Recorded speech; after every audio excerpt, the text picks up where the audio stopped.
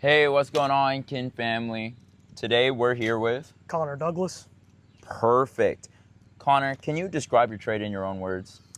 So I do plumbing and HVAC. It's a beautiful, tough job, very rewarding once the job is complete. You get to see it through start to finish, and there's something that's awesome about that. It's better than sitting behind a desk. You actually get to get your hands dirty and make something look brand new. So it's a great trade, great trades. That's amazing. What does a typical day look like for you? Probably about 5 or 6 houses a day, depending on if you're doing service work. If you're doing install, it's typically 1 or 2 houses a day. You get to meet tons of people, help people out in times of need. Like I said, very rewarding. You meet great people. You meet people in a time of chaos, and you get to help fix that. And it's a very noble thing to do in my mind. Mm-hmm. So. Well, how did you get started in this work? My dad is a master gas fitter, HVAC technician, and plumber.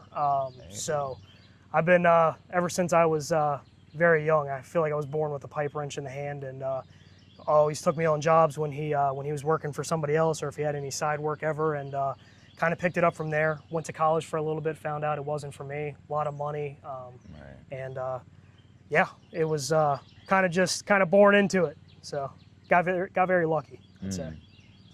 Well, you mentioned college. What kind of trainings or certifications matter in this trade?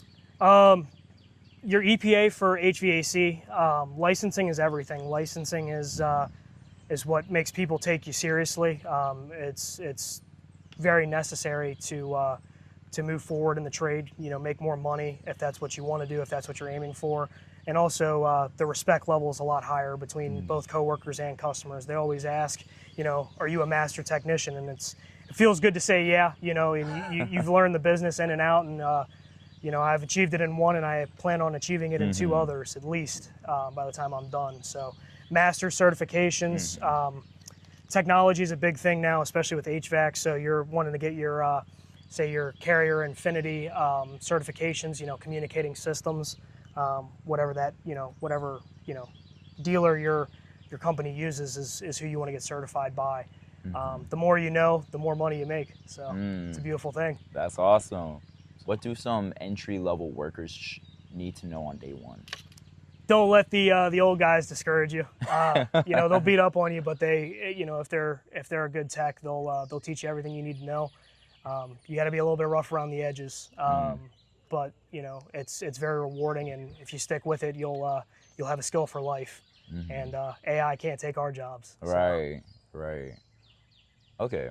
Well, what opportunities exist for advancement in your career? Like I said, the journeyman licensing. Our technology is constantly evolving. Every 2-3 years, they're coming out with a new unit. On the HVAC side, plumbing, as the EPA requires more efficiency, you run into more technology. The more you know, the better.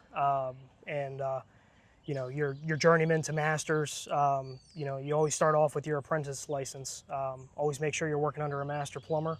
I feel like I should have said that before in the last question, right. But no, it's definitely very important that you learn as much as you can, that way you're not stuck in bad situations. Right. So. Okay. Well, what qualities make someone successful in this trade? The ability to persevere, see things through. You got to have a fighter mentality, I guess. Sometimes, it sounds kind of weird, but it's very true. You'll fight with something for an hour. You'll do the same thing over and over again, but you gotta be able to think outside the box, and you'll be able to get it done one way or another. So. Right. Are you currently hiring? Yes, more so helpers. It's kind of on and off. It really depends the season of the year. The best season is right now for HVAC. Everybody needs an HVAC tech. Summertime for those who are watching. But and then plumbing is everybody needs a plumber year round. So It's not hard to get in as a helper. You may take you a few companies to figure out who you like. But it's a business that's always booming. So. Right. What advice would you give someone considering this trade? Apprentice license. As soon as you start, you want to log your hours, whether it be through trade school or if you decide to jump right in. With plumbing, I jumped right in. HVAC, I'm currently on my last year of school, so but you know, you soak up as much as you can, but that's it all comes with time. Yeah, be patient.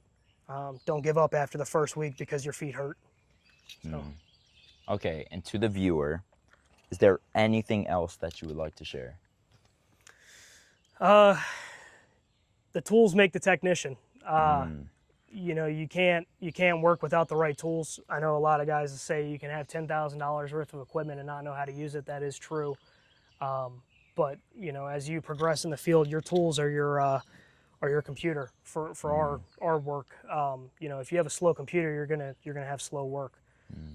You know, you don't want to have something that's gonna break on you. You got to go out to the store and buy another one. You want something that's gonna be reliable. Buy once, cry once. Don't buy it twice. Don't buy the green and black brand. It's stay to the yellow and black or red and black. I won't say any names because I know we're, you know. Right. But Okay. yeah, that's about it for me. Okay, well, thank you so much. Yeah, of course. It was great meeting with you. Nice to meet you. And that was it for today. We'll see you next time, Kin family.